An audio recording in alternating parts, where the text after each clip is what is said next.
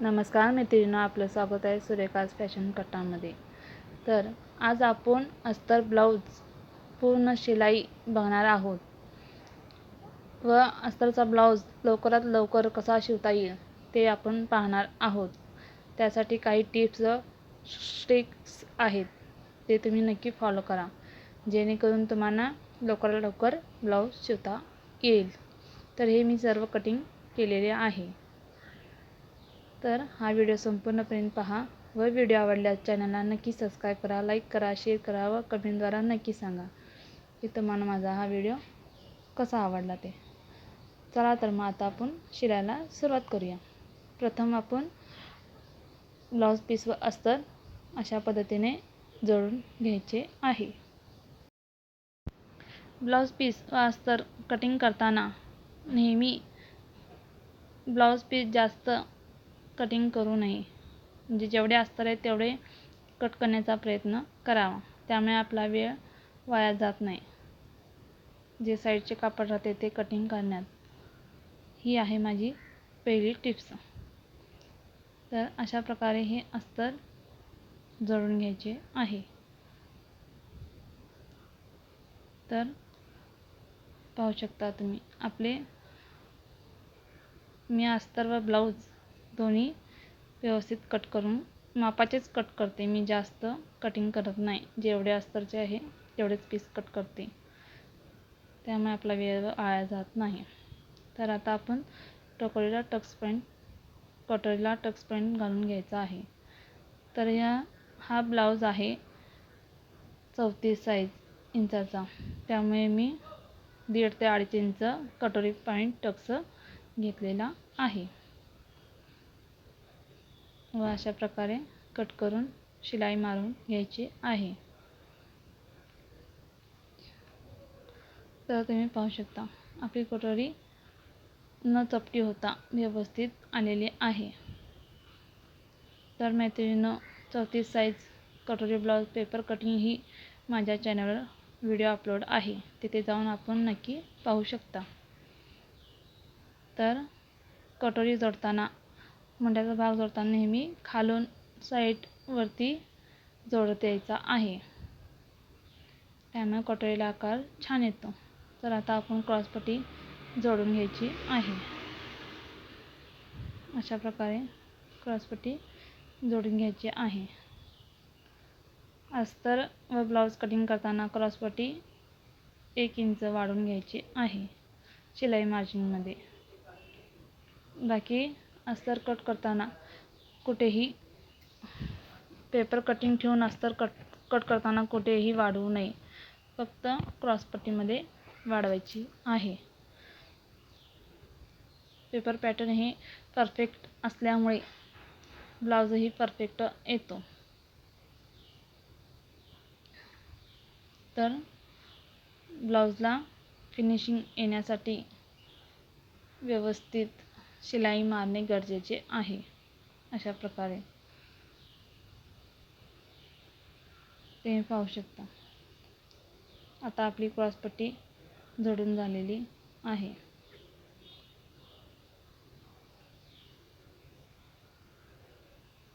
व आता आपण काचपट्टी व बटनपट्टी जोडणार आहोत। काचपट्टी जोडताना नेहमी वरच्या साईडून जोडावी व आत फोल्ड मारावी व बटनपट्टी जोडताना नेहमी खालून जोडून वरती शिलाई मारून घ्यायची अशा प्रकारे।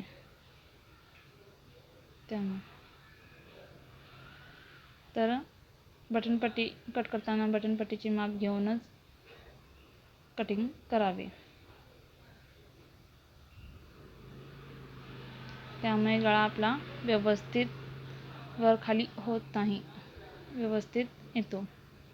तर आता आपण पाठीमागचा भाग तयार करून घ्यायचा आहे। तर अशा प्रकारे अस्तर जोडून घ्यायचे आहे। तर अस्तर जोडताना कोठेही ब्लाउज पीस खेचू नये, त्यामुळे फिनिशिंग येत नाही ब्लाउजला। हे मापाचे केल्यामुळे कुठेही जास्त आपल्याला कापड कट करावं लागत नाही. अशा प्रकारे टक्स पॉईंट घालताना नेहमी 4.5 ते 5 इंच घालावा व दोन्ही साईडून समान आलेले पाहिजे. ही आहे माझी दुसरी टिप्स. तर आता आपण कमरपट्टी जोडून घेत आहोत.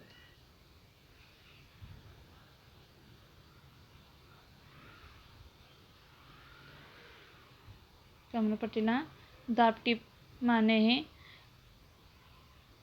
गरजेचे आहे, मारावी. त्यामुळे आपली कमरपट्टी दिसून येत नाही. तर आता आपले पाठीमागचा भाग व पुढचा भाग दोन्ही झालेले आहे. तर पुढचा भाग व पाठीमागचा भाग वर खाली झाल्यास अशा प्रकारे व्यवस्थित दोन्ही समान करूनच जोडावे. पुढचा भाग मोठा झाला असला थोडं वरती शोल्डरला कट केलं तरीही चालेल.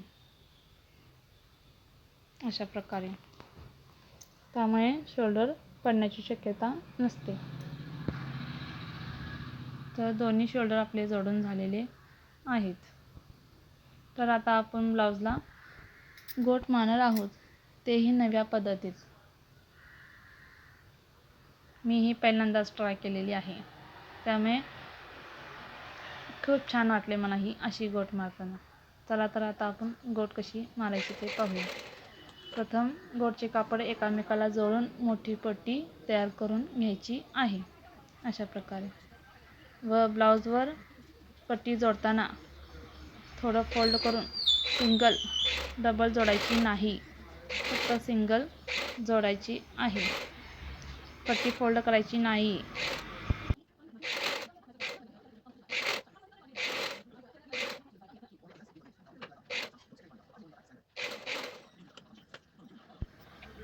व आता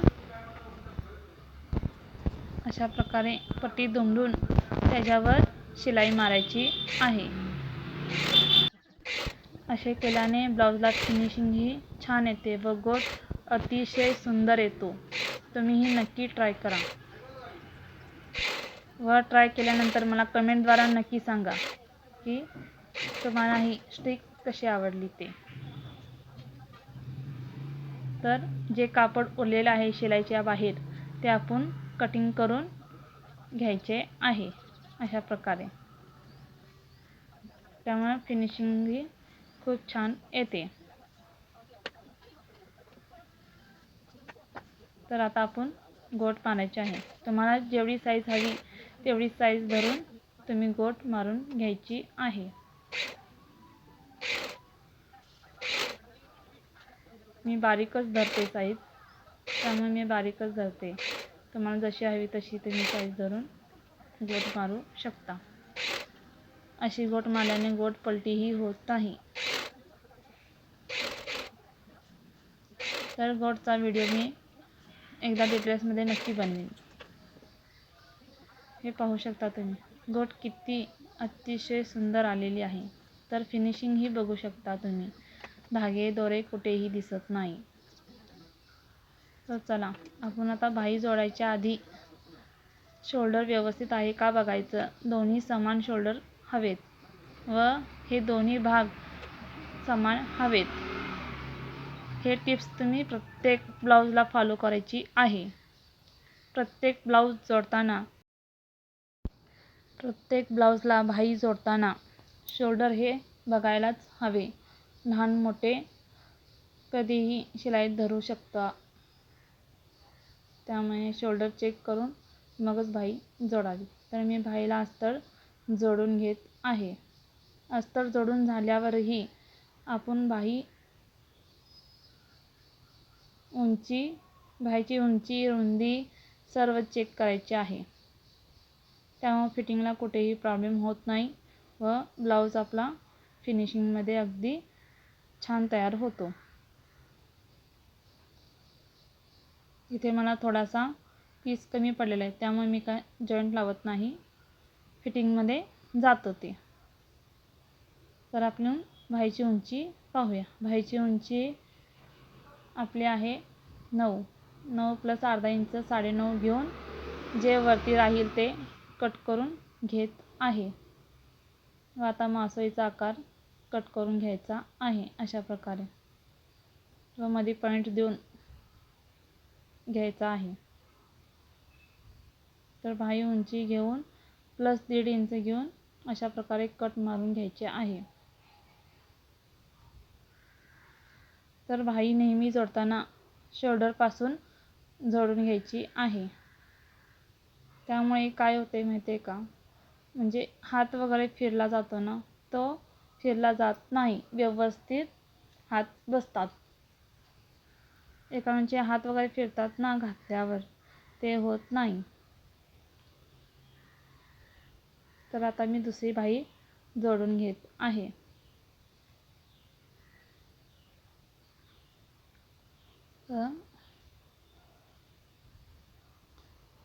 तुम्हीही ब्लाऊज शिवताना जिथे जिथे चुकता त्या चुका टाळण्यासाठी हा व्हिडिओ नक्की पहा.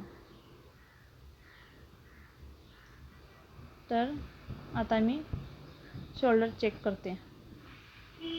तर आपली बाही थोडीशी लहान मोठी झालेली आहे. जी मोठी झालेली आहे ना, ती मी शोल्डरमध्ये अगदी किंचित एक स्टिप घालून घेणार आहे. यामुळे बाही आपली दोन्ही साईडून बरोबर करून घ्यायची आहे. चला तर मग आता मी फिटिंगची मापे टाकते.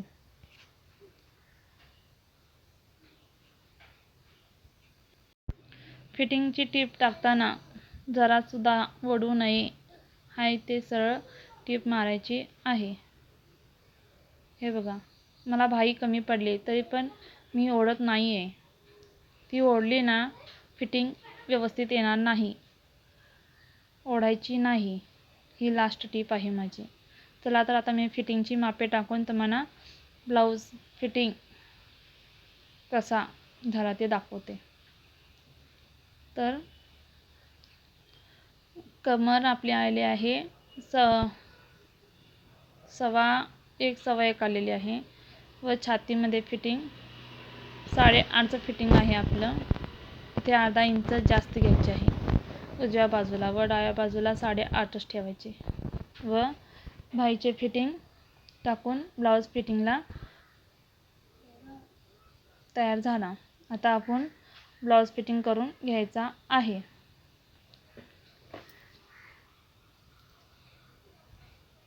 तर आपल्या ब्लाऊजची फिटिंग ही व्यवस्थित आलेली आहे.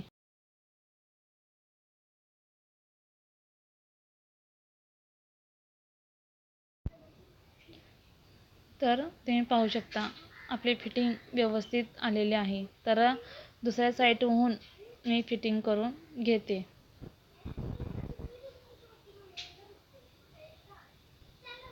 तर तुम्हाला हा व्हिडिओ कसा आवडला ते कमेंटद्वारे नक्की सांगा व माझ्या चॅनलला सबस्क्राईब करा. हा व्हिडिओ संपूर्ण पाहिल्याबद्दल मैत्रिणी तुमचा धन्यवाद. व व्हिडिओ आवडल्यास लाईक नक्की करा. लाईक केल्याने मला माझा व्हिडिओ तुम्हाला आवडला ते मला समजेल.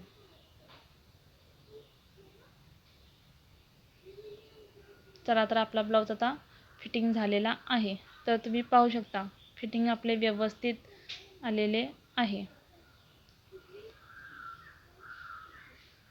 तुम्ही पाहू शकता ब्लाऊजचे फिनिशिंग अगदी छान म्हणजे छानच आलेले आहे.